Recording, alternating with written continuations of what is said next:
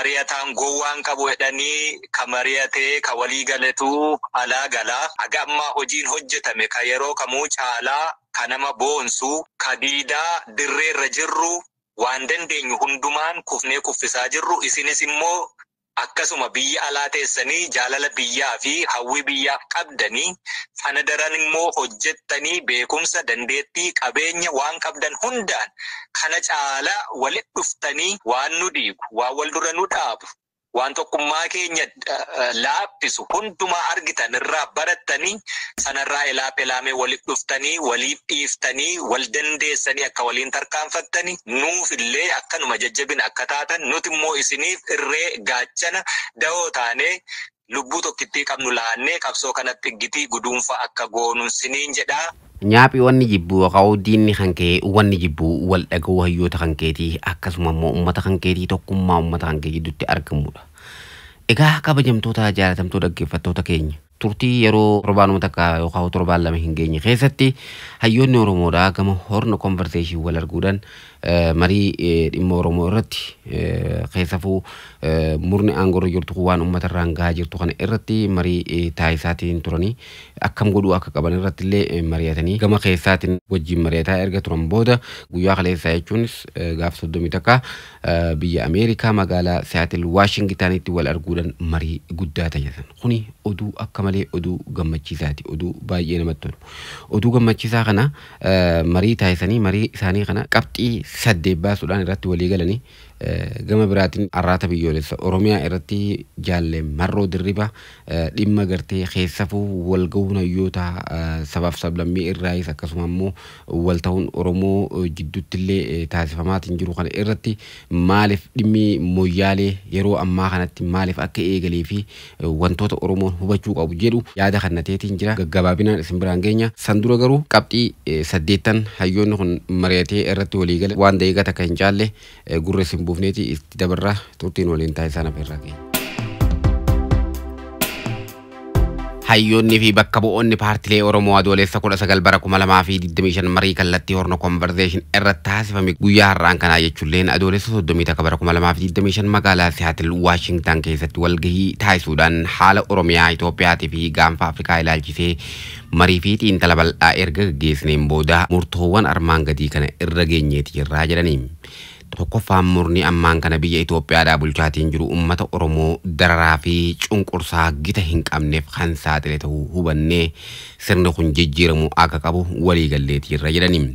Murni kun gochaa fi imaammata farra Oromoo raawwachaa maqaa saba kanaa jala dhukachuudhaaf yaalii inni godhu cimsineeti balaaleffanna kan jedhu gamtaan kun bifa wal fakkaatuun adeemsa dogongoraa qaamonni gariin murna kanaan mootummaa Oromoo jedhanillee dhugaa qabatamarraa kan fagaate waan ta'eef fudhatama hin qabu jedhanii.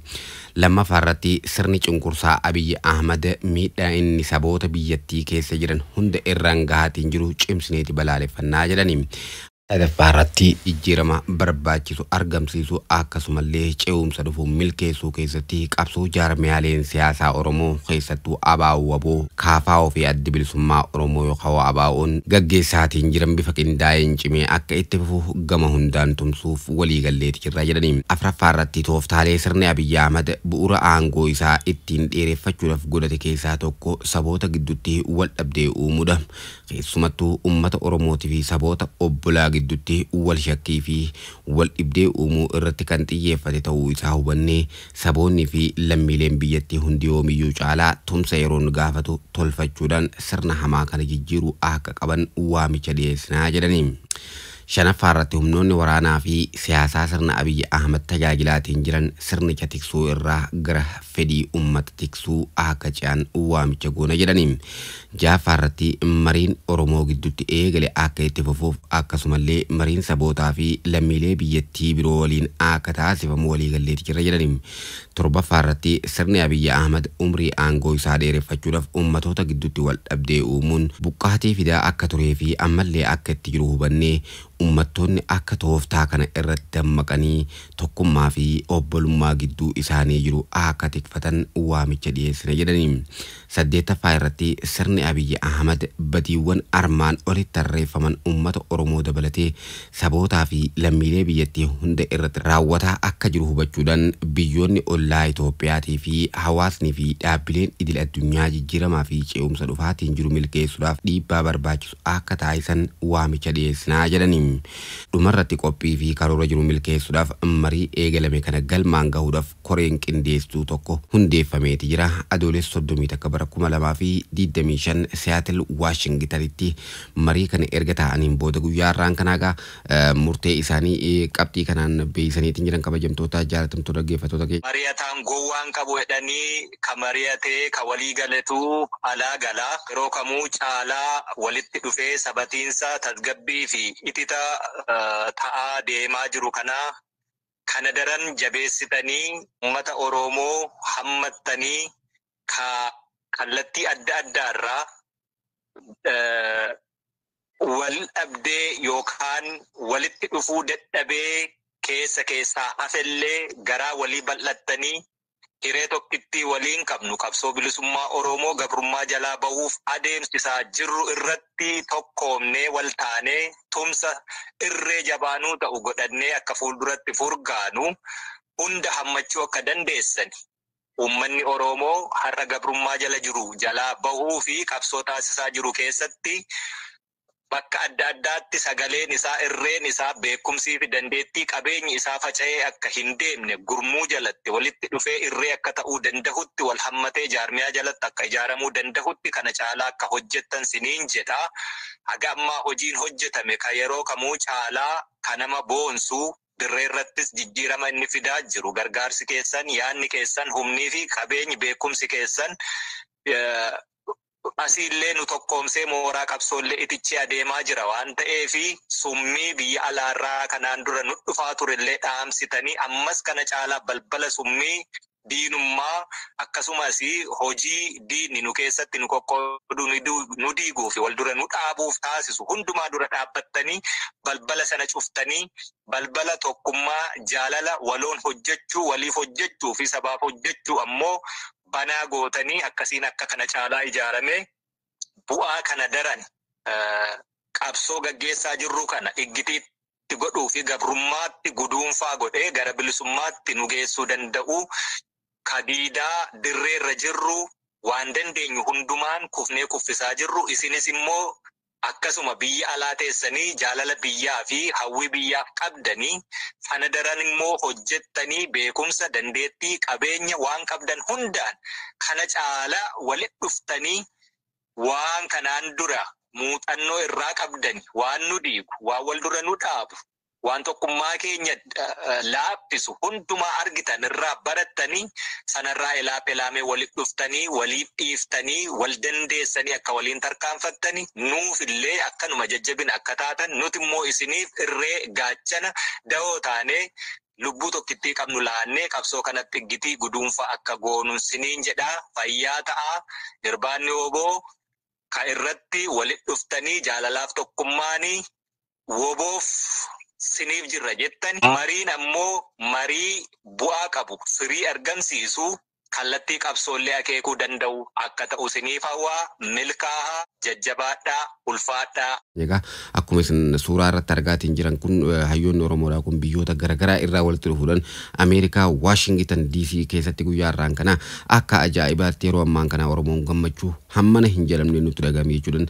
yaada irraa ibsataatiin jirti. Wal arguun isaanii yeroo gabaabduu keessatti horno conversation irratti walitti dhufanii torbaan tokko keessatti walitti dhufanii wajji mari'atanii akkasuma immoo qaamaanis wal arguu qabdan jechuudha. Oromoon dhiibbaa irratti gooteen guyyaa kaleessaa jechuunis gaafa 30 takka wal arguudhaan marii bal'aa erga taasisanii booda ibsa kana kan baasanii kun hedduu namatti tolu. Ajajaa olaanaa waraana bilisummaa Oromoo Jaal Marroo Dirribaatillee guyyaa har'aan tana qaamaan illee argamu baatu sagaleedhaan achi keessatti hirmaateetiin jira dinqisiifannaa isaaniif qabuu fi mariin akka barbaachisaa ta'e bateetiin jira. Gama biraatiin ammoo guyyaa kaleessa miidiyaa arraata biyyoolessa Oromiyaa irratti turtii taasiseen keessafuu dhimma daangaa Oromiyaadhaa sarbamaatiin jiru ilaalchisuudhaan yeroo kanatti maaliif akka inni wanta kana gochuu barbaade Abiyyi Ahmad maaliif waan kana gochaatiin akka jiru maaliif akka dhimma Moyyaalee kana yeroo kanatti kaasanii uummata keenyaan jeeqaatiin jiran maaliif akka waan kana godhaatiin jiru takka takkatti ibsuudhaan yaada bareedaa kannateetiin jira.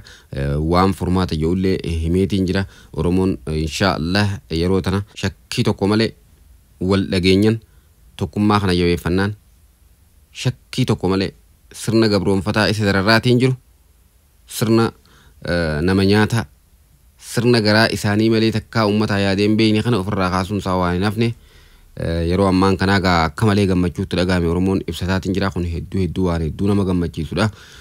Hedduu nuuf galatooma ayyoonni keenya akkanumaan itti fufaa isiniin jenna yaada jaalmarroon guyyaa kaleessaa irratti biyyoolessa Oromiyaa irratti kennatee keessa fuudhimma daangaa Oromiyaa waa'ee Moyyaaleetii fi kanaan maaliif Abiyyi Ahmed yeroo kanatti hojjetu akka barbaade waltajjiin hayyoonni Oromoodhaa sabaaf sablammoota wajjin taa'aa turanii fi waltajjiin Oromoo gidduutti yeroo ammaan kana taa'amaa jiru kun barbaachisummaa isaa gadi fageenyaan dubbataatiin jira yaada isaa caqasaa walitti deebinaa turtiin waliin taasisaa naferraa. Walaani ganga nurra dhaabbatu saamichi dangaa kalabdeen saam Hamoyele nyaat hawda diima saam nurra dhaabbatu dhimmi Moyyaale dhimma Booranaa qofa miti dhimma Oromoo guutuuti. Moyyaleen itti cinne itti raanne galaan diigataati malee citte lafdiinan taat tanaaf mootummaan naannoo Oromiyaa mootummaan federaalaa adoonteen bul daangaa keen atunuu qabachiisan iyyinee umburqee jennee balaaleffan. Mormitoonni ka jedhamanii karaa nagaasaa ta'uu afaan qawween warri isa dura dhaabbachaa fi mootummaa isaa dura dhaabbachaa jiran gonkumaa walitti hin dhufani akka walitti hin dhufnes immoo sabaaf sablammoota konstituensii isaanii isaan bakka bu'an hunda walitti buusuu adeemuun sun hundumti gaafa warri kana dura dhaabbatu hubatee ilaalee walitti dhufuu jalqabutu immoo maaltu ta'ee waan jettu ilaallaa jechuudha. Walitti dhufeenyi akkasii biyya tokko qabnaa biyya kana keessatti yookaan nagaa buusne waan irratti walii gallee biyya tokko ijaarrannee waliin adeemu yoommoo sun hin danda'amu ta'ee osoo waliin dhabiin karaa nagaatiin kallattii nu barbaachisurraa biyya mataa keenyaa tolfannee biyya tolfannummoo ollaa gaarii waliin taane akka jiraannutti walii galuutu nurra jira ka jedhamutu dhalatee jechuudha. Sanarratti tarkaanfatee qabsoon bilisummaa Oromoos kadiidaa tumsa adda addaa warra biyyittii keessa jiran waliin godhaturra darbee immoo waloosaa gidduuttis wal ta'ee kallattii tokkittii tokkorra Abiy Ahmed siyaasa inni deemsisuu fi ayidooloojii inni qabuyyuu hin jiru akkaataa inni itti biyya jigsuu deemu kana biyya balleessuu deemu kana sana keessatti immoo Oromoof Oromiyaa maqaa dhahatanii qilee nu buusuu jiran kana dura dhaabbachuu qabna ka jedhamee adeemu kun waan dhalee qaba. Wanni sun maal dhale? Wanni suni taatee akkasii arguurraati adda bilisummaa Oromoo karaa nagaa qabsoo gaggeessina jedhanii biyya galanii waajjirri isaanii cufamee namni itti du'ee hooggansi itti hidhame akka nama gartee kaleessa ol kaayyatee galtee siyaasaa yeroo barbaadu wayiif qopheeffate tokkotti hiikee gadi gadhiisuu tokkotu dhalatee jechuudha. Hiikee gadi gadhiisuun kun maal fide? Daangaan biyya keenyaa kanaan dura rakkoo agartee bara Tigreen yookaan TPLF aangoorra ture tuttuqqaan akkasii ka'ee otoo hin furamiinis kan furames achumatti rarra'ee hafe kuni akkaataa itti ka'ee har'a ajandaa siyaasaa ta'uu danda'u galtee akkasii fi ammoo adda bilisummaa Oromoo keessatti namoonni beekanis waan kana irraa qooda fudhatanii hojjetan garii ammoo fayyaalessummaa baay'ee as keessatti hooggansi adda bilisummaa Oromoo karaa nagaa hojii irra jiru waan kana quba qabuu fi mootummaa waliin hojjetu ni jira. Kanneen ammoo osoo hin beekiin karaa nagaa qabsoo gochuu ni dandeenya jedhaniituma qulqullummaan hojjetanis ni jiru. Akkaataa kanaan gaaffiin Sumaalee kun babal'ifannaa daangaa jedhamee ka'ee akka ka'u yeroo ka'u immoo karaa adda bilisummaa Oromoo illee akka ajandaa ta'ee ka'aa jiru gara gullallee kanaa habashoota of tuulummaa isaanii dandamachuu fi babal'ifannaa daangaa Sumaaleen gootu dandamachuuf Oromoo waa hojjechuu qabu jedhamee achirraan ajandaan kennameetiniin adeemutu jira. Ajandaan kuni Oromoon kallattii sanarra yaadee gaaffii ishee kallattii sirrii akka biyyaatti gaafatamaa jirtu akka sabaatti gaafataa jirru gaaffii sana immoo deebisuu kadidee mootummaa abbaa irree Abiyyi harkaa qabu kan akka ta'e achirratti akka namni hin xiyyeeffanne waan tottolfametu dhufee jedhe. Kana keessatti egaa walitti dhufeenyi qabsaa'otaa biyyittii keessa jiranii fi qabsoo bilisummaa Oromoo keessattis mooraan qabsoo bilisummaa Oromoo sabatiinsa akka argatu kataasifame keessatti ajandaan akka inni tarkaanfanne dhalate ajandaan gama sanaan akka dhufu tottolfametu jira. Ajandaan gama sanaan dhufu fakkeenyaaf yeroo darbe Shimallis waan haasa'e tokko yoo argiteetta ta'e warra Sibahat Naggaa bobbaase jedha jechuudha. Sibahat Naggaa dura qabsoon bilisummaa Oromoo kan inni jiru. Qabsoon bilisummaa Oromoo gaaffii mirgaa biyyaa Oromoof Oromiyaa deebii dhabuurraa kan ka'e shira bara 1991 warri har'a Shimallis jalatti miseensa ta'e Opiidiyoo tolche Sibahat Faayyuu gaafasii warra kana ulee godhatee gaaffii biyyaa Oromiyaa deebii osoo ittiin kenniini waan fafakkeessiitiin bira darbuu gaafa hojjeteyyuu addi bilisummaa Oromoo dura dhaabbataadha ture. Isa duras gaaffii biyyaati harkaa qaba, gaaffii mirgaati harkaa qaba, mirga hiree murteeffannaatidha gaafata. Sibahat faas loleera, Sibahat faa waliinis loleera. Kun waan nama raaju tokko iyyuu hin qabu. Kun egaa akkaataa kanaanii akka gurra uummataa keessa buutuu fi akkatti ammoo warri kun biyya diigaa, warra diina biyya diigu waliin hojjetaa jedhamtu tottolchuu fi warra kana dura immoo darbeessa dhaabbatee adda duree ni hirbaata rasaasaa ta'u tolfachuuf dubbiin Sumaalee kun taate jechuudha. Akkamittiin yoo jenne dubbiin Sumaalee kun kan itti ka'u dubbii silaa Oromoo fi Sumaaleeni daangaanuu gidduu isaaniitti saba isaaniin barbaachisne seenaa yeroo dheeraa ollummaa gaarii yeroo dheeraa waliin qabanii yoo barbaachisaa ta'e sabni Sumaalee Awaashiin qaxxaamuree Adaamaa bira darbee dhufee Finfinnee gaala eechifachuu danda'u ta'e eechifatee deebi'uu danda'u. Oromoonis akkasuma haga kun daangaa Sumaaliyaatti Sumaalee keessa darbee hanga daangaa Sumaaliyaatti gaaffii tokko malee socho'uu saba danda'u saboota akkasiiti. Saboota akkasii kana gidduu isaaniitti daangaa sararuu qofaa osoo hin taane daangaan sararame suniyyuu immoo rakkoo akka ta'utti galtee siyaasaaf dhimma bahuuf akka ta'utti kaafama. Kun yeroo ammaa kana maaliif kaafame? Yeroo ammaa kana inni itti kaafamee fi biyyattii keessatti walitti dhufeenyi sabaaf sablammootaa akkasumas warra kana bakka bu'ee qabsoorra ka jiru ilmaan sabaa walitti dhufeenyi akkasii kuni abjuu Abiy Ahmed egaa haati kiyyaa nugusa torbaffaa taata naan jedhe galmaan gahuuf tattaafatu sana yeroo dheeraa fi barcuma aangoo siyaasaarra turuuf taasisu sana jalatti raasuutu jira. Jalatti raasuu kana akkaataan itti walitti bu'iinsi dhalate walitti bu'iinsa kana keessatti immoo warri qabsoo gaggeessu sabaaf sablammiin isaa yeroo walitti bu'u innis saba isaa bakka bu'ee saayidii akka qabatuu fi juuni waliin akkaataatti jiraannu waan walitti nuuf fidu common consensus hojjetachuu dandeenya yookaan immoo ollaa gaarii ta'uu dandeenya. Kanaaf immoo dhiiga wal dhangalaasuun barbaachisu warra dhiiga akka wal dhangalaasuun nu godhuu fi isa kana bara baraanii sababa godhatee ittiin akka sabni walitti dhufne godhu bakkaa kaasuu irratti walitti dhufne jedhame sana waan fashalsutti hojjetamuu irratti jira.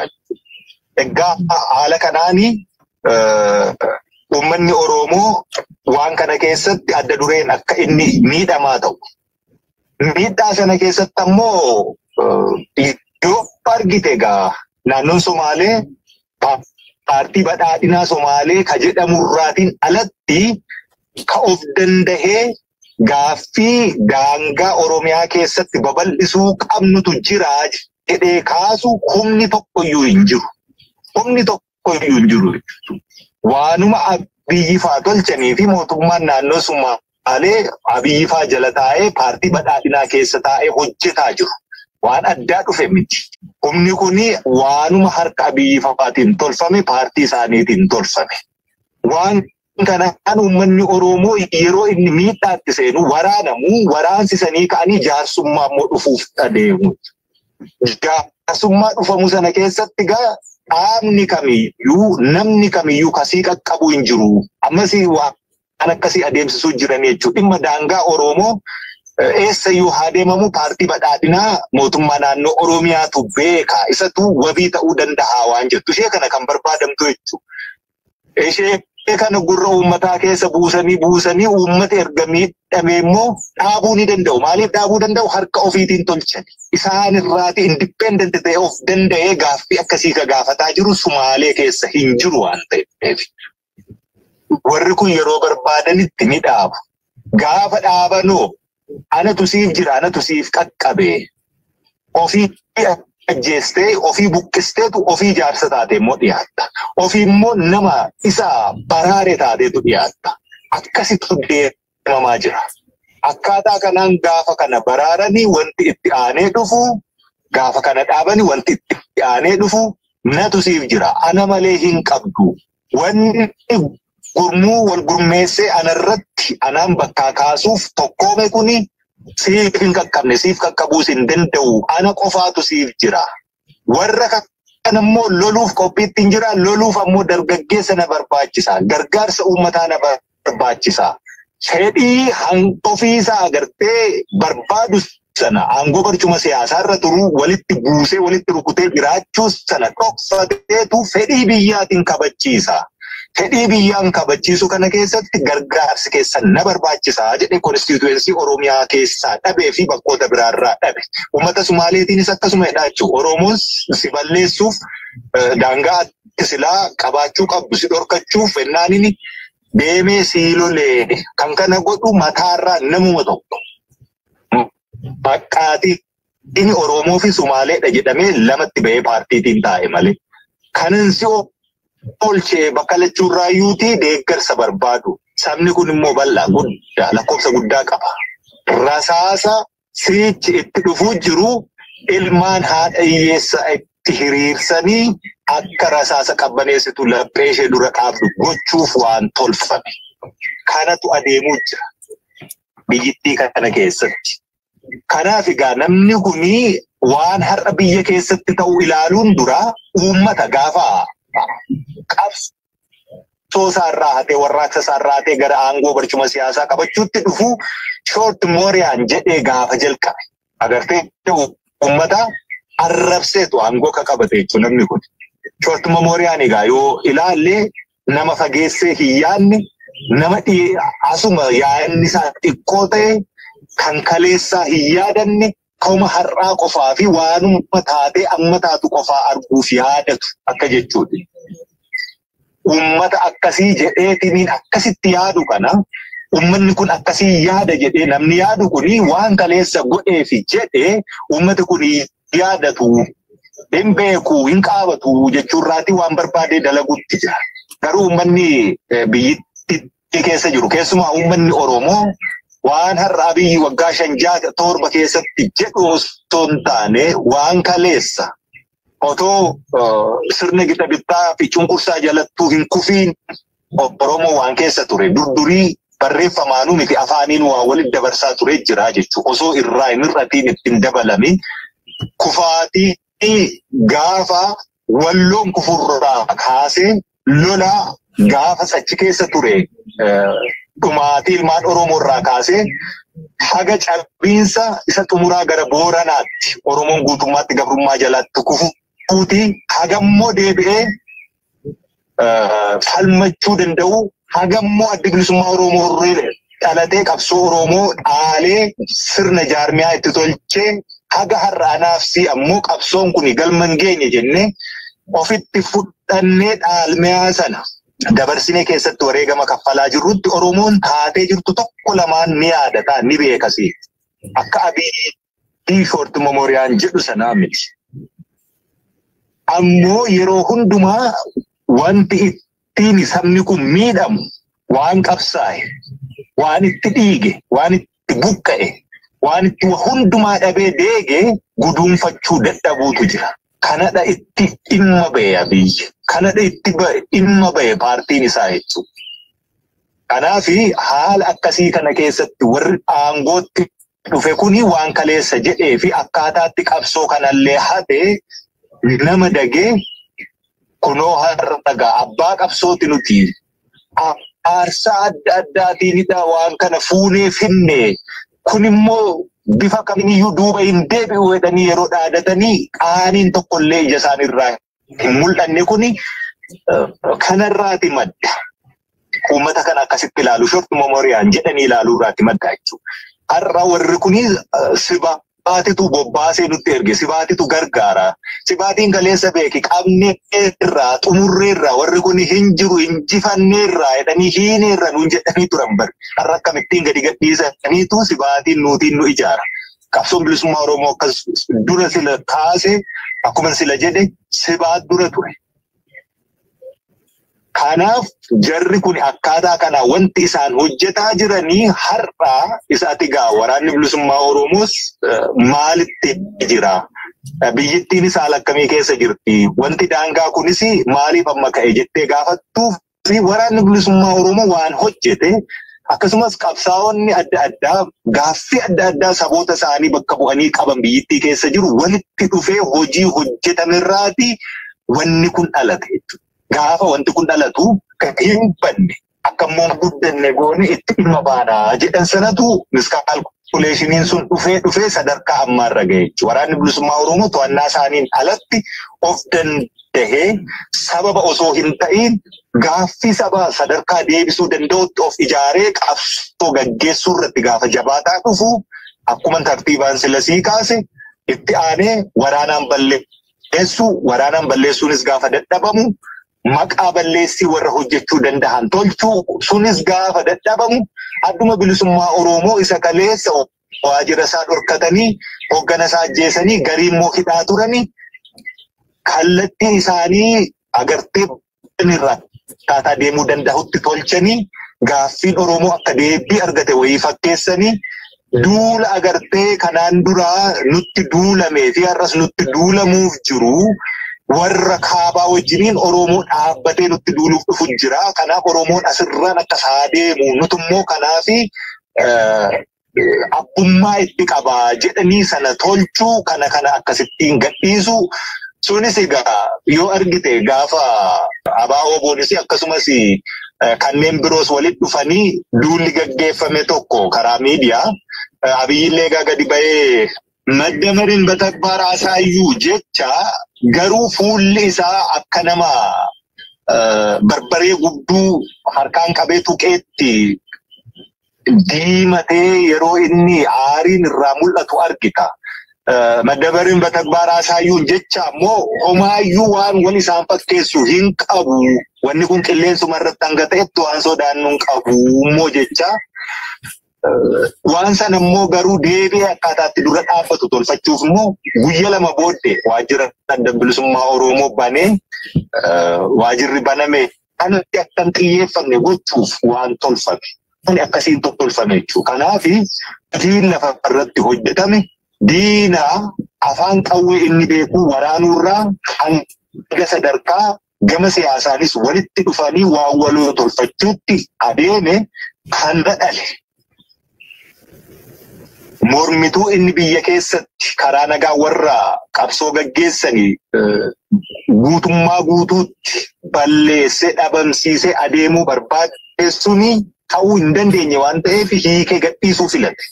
Kun immoo maaliif kana bilisummaa Oromoo fi gariillee warra afaan qawween isa mormu kontirool godhee akka guutummaatti hin banne akka immoo humna ta'anii hin jiraanne godhee ittiin warra kaan miidhuun sunis guutummaatti harkaa ba'uurraati. Kaardiin kuni wal jalaa dhufaa jira.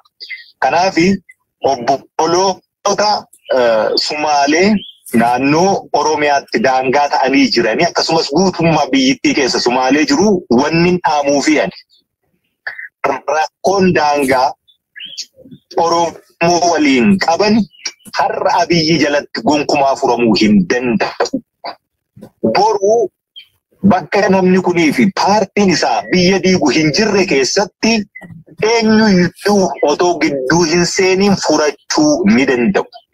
Kanaaf gidduu ofiitti waliin waan rarra'ee boodullee kaardii biraa ta'ee harkifamee ittiin taphatamu kana furuun kan hin danda'amne dhiiga itti dhangala'uurra nama akkasittiin mataarra tataa'ee dhiiga akka dhangala'u godhu bakkaa kaasuu irratti xiyyeeffachuudha qabu jechuun barbaada jechuudha. Ejjennaan keenya akka dhaabaattis kana. Uummanni Oromoos ija banatee kana arguudha qaba. Tapha siyaasaa galtee ta'ee dhiiga dhangala'uu hin qabu. Deebiin daangaa har'a Abiyyi jalatti deebi'uufis hin jiru. Fakkeessiif waa jedhamee darbee garuummoo rarra'eetu ta'a. Hundeerraa hin furamu borummoo kaardii biraa ta'e akka harkifamuufidha. Itti dhimma bahama waan ta'eef nama akkasittiin manipuleetu nu godhu.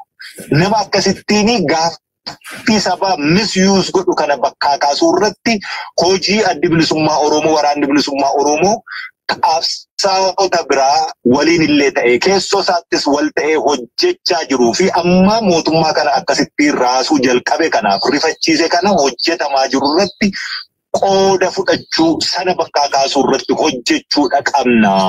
Isa jedhu kaasuu barbaada jechuudha.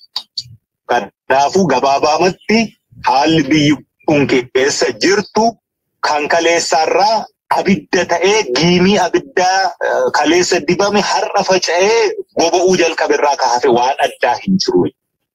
Dinagdeen kufuun biyyi waraana keessaa bahuu dadhabuun fedhii paartii siyaasa biyya bulchaa jiruuti waan ta'eef kana durammoo dhaabbachuu qabna jennee asirratti walii galuu jalqabuun hojii hojjetame. Sabni kana fudhachuudha qaba. Diinni ammatti harkaa nu qabu nu ajjeesaa jiru. Guutummaa guutuutti baanee galuu akka dadhabnu nu taasise. Saba hundumaayyuu Abiyyi Ahmedii fi mootummaa isaati. Kana bakkaa kaasnee kaanee biyya akka feenetti ijaarrachuu dandeenyu tolfachuuf hojiin hojjetamaa jiru kuni hojii eebbifamaa malee hojii diinummaa miti. Abaluutu bobbaase abaluutu ummatoonni kun Itoophiyaa keessa jiru beeki. Itoophiyaa bushinaa Oromoon biyya diigayyuutii waraanni bilisummaa Oromoo biyya fottoksayyuutii jedhamaa hin turre yoo akkasitti walitti dhufnee biyya nama biyya keenya keessa jiru waliin mari'anne biyya waliin qabaannu ijaarrachuu hin taane yoo ta'e immoo ollaa gaarii waliin ta'uu fi dhiigni otoo dhangala'in mari'achuu qabna yoo jenne kun akkamitti diinummaa ta'a. Kanaa jechuun uummanni Oromoos sabaaf sablammoonni biraa biyyattii keessa jiranis ka ilaaluu qaban. Daangaarrattis lolli amma ka'eera jedhamuu fi dhiigni akka dhangala'amu dibbeen aanamaa jiru sabni gammachuu jiru akkasittiin ilaalee ejjennaa waraana bilisummaa Oromoos kana ta'uu hubatee walitti garagalee dhiiga wal dhangalaasee daangaa inni sararatee xumurachuu danda'u Abiyyi jalatti hin jiru waan ta'eef nama sana bakkaa kaasuu as garagaluudha qaba. Kana haalli amma biyyi keessa jirtu. Lolli amma galaana argachuu qabna jedhamee adeemuu jirus akka galaana hin arganne konspaayireesii meeqa kanaan dura ta'e akkuma jiru ta'e laandi lookde taatee kana akkaataa itti qarqara galaanaatti baatee argachuu dandeessu seera addunyaa hedduutu jira kanaan argachuun hin danda'ama dhiigni dhangala'u gama kanaan jiru asirraanis dargaggoota sabaaf sablammittii keessa jiran biyyittii keessaa guuranii irbaata rasaasaa gochuuf qopheessuu keessattis hirmaachuun hin barbaachisu. Gaaffiin karaa nagaa akka hin deebine Abiyyi barbaadu aga Tanzaaniyaas deemnee ka argine waraanni bilisummaa Oromoos ka Asmaraarraa dhufes ka asii biyya keessatti lolaa ture gales akka inni gaaffii sana keessatti qooda fudhatee deebiin sirriin hin kennamne ka taasifame hundumti isaas akkasitti waliin dhahanii bulchuu malee aayidooloojii ka dinagdee ka waraanaa ka siyaasaa ka fooren poolisii waan irra dhaabbatanii hojjetan tokko kan hin qabne hunkuranii waliin dhahanii buluu qofaa waan ta'eef kana fudhachuun qabu uummanni biyyittii keessa jiru. Waliin ta'ee waa'ee hegeree biyyittii yookaan ollummaa gaarii waliin qabaachuu mirga hiree murteeffannaa isaa tolfachuu danda'a. Wanni kun hin taaneef immoo hin jiru. Kanaaf iyyuu gama Sumaaleetiinis haa ta'u lolli amma dibbeen dhaanamaa jiruufis sabaaf sablammittii biyyittii keessa jiru tokkoyyuu hin laallatu. Wanni isa laallatuu fi diinni guddaan dhagaa baxxee ta'ee irra jiru mootummaa abbaa irree amma Abiyyi harkaa qabu kana jechuun barbaada. Haalli amma jiru burjaajii ta'uu hin qabu. Waan afaan nama faajjechuus jiraachuu tokkoyyuu hin qabu. Waraanni bilisummaa Oromoo immoo akka odeessani waggaa meeqa odeessaa ma jirru amma xumurreerraa funaanaa jirraa borummoo xumuraa jirraa iftaan immoo funaanaa jirraa wanni kun akkasii kun waan irraa odeessituyyuu hin qabdu sana gochaan lafarratti waan jiru mul'ataama waan hojjennu beekna waan hojjechaa jirrus inuma beekna boru waan dhalatus inuma tilmaamnas inuma beeknas jechuudha. Kanaaf waraanni bilisummaa Oromoo har'a inni isaanii maqaatiin tolchanii ittiin maqaan tureessuuf goggodhanis homaa hojiisaa akka barbaadametti hojjechuu dhabuurraa yaa'ee galuuma jira. Dirree qulqullaa'ee sabatiinsi keessatti dhaabbate dagaagee wal ta'e guutummaa hayyoota Oromoo eessayyuu dabalatee namni mootummaan kun mootummaa Oromootii miti jedhee dhaabbatu hundi karaa fiiguurrallee asii achi qiricamee Kirichaaroo ta'ee eenyu walii halagaa waliinis akkaataatti dhaabbatu irratti otoo waliin harcaasii wal ta'ee dhaabbachuu tolfateera waan ta'eef hojiin hojjetame hundumti isaa bareeda. Waraanurraa haga siyaasaatti, haga dinagdeetti, haga dippiloomaasiitti wanti hojjetame bareedama waan ta'eef kanaafuu dhiiga dhangala'uu Abiyyiif osoo hin taane dhiiga dhangala'uu bilisummaa fi warra sanaaf lolu jalatti hiriirame akka adeemamu dhaammannoo kiyya. Egaa gabaabumatti haalli jiru kana fakkaata Jaal Daandii yoo dheeressuu baasee fayyaada.